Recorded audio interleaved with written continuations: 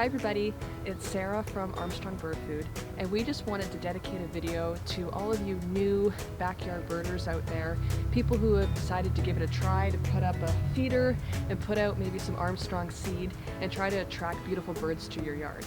If that's you, us at Armstrong Bird Food just wanted to give you 3 pieces of advice or 3 words of wisdom to just encourage you in your journey in attracting nature and bringing birds to your backyard. So our first piece of advice for any new birder would be to either plant trees and shrubs in their yard or to make use of the native trees and shrubs that are already in your yard. And you make use of it by putting your bird feeder in those trees and shrubs or very close nearby. And there's several reasons for this.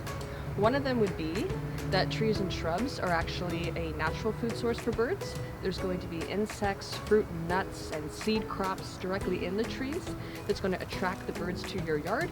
And so if your bird feeder is close nearby, that's an easy way to get them used to your feeder, make them want to try your bird feeder out as well, and it becomes an extra additional food source for the birds in your yards. As well, in the wintertime when everything is so cold and there's lots of snow, you'll find that birds will flock to trees and shrubs, especially vegetation like evergreens that have a lot of dense foliage to protect them from the wind and the snow.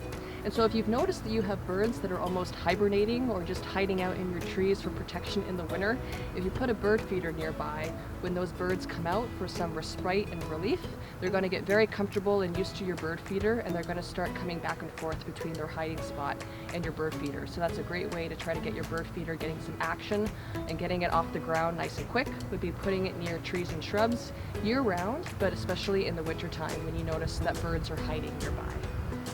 Our second piece of advice for any new backyard birder would be to try out multiple types of feeders and use multiple types of seed.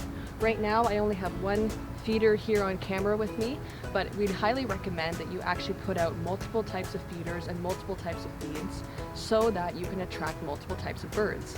If all you put out is one feeder, chances are that that type of feeder or the type of ingredient you have inside of it might not be best for all of the birds that are in your neighborhood. You're really only going to discover all the different birds that are out there that are nearby if you try out different types of seeds that attract different types of birds and different types of feeders that are good for that ingredient and for the body shape and size of the birds. So if you really want to have a lot of action in your yard, make sure you give yourself more than just one chance, but put out 2, 3, or 4 different types of feeders and different types of food. So our third and final piece of advice, and really this is more encouragement for backyard birders who are new to the hobby, perhaps like yourself, our advice would be to be patient and give it time.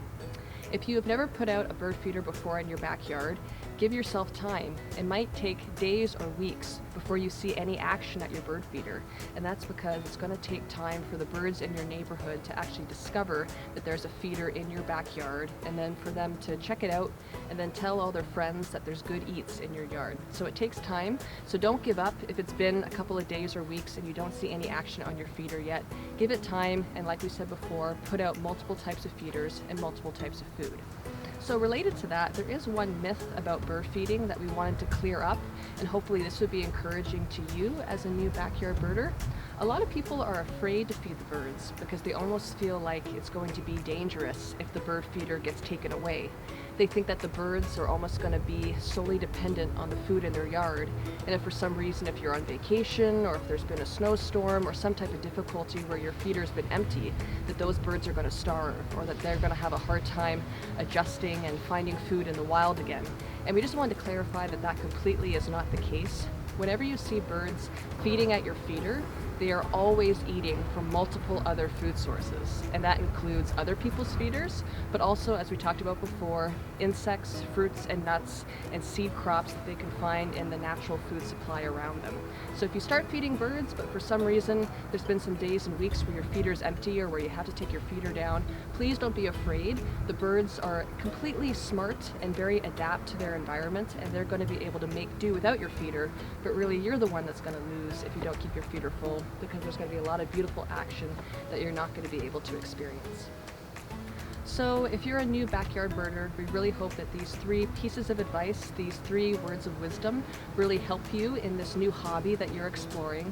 And again, our 3 pieces of advice are that you plant native trees and shrubs, or make good use of the native trees and shrubs that you already have in your yard. Secondly, that you put out more than one feeder and more than one type of food. And finally, that you be patient and you give it time for the birds to get used to this feeder being in your backyard. So we really hope that this helped you. If you have any questions or comments, please leave them in the comments section below. Please check us out on social media and on our website. We'd be more than happy to help or answer your questions about backyard birding. And make sure to subscribe to this channel and check out the other videos we have that are going to help you bring nature to your backyard.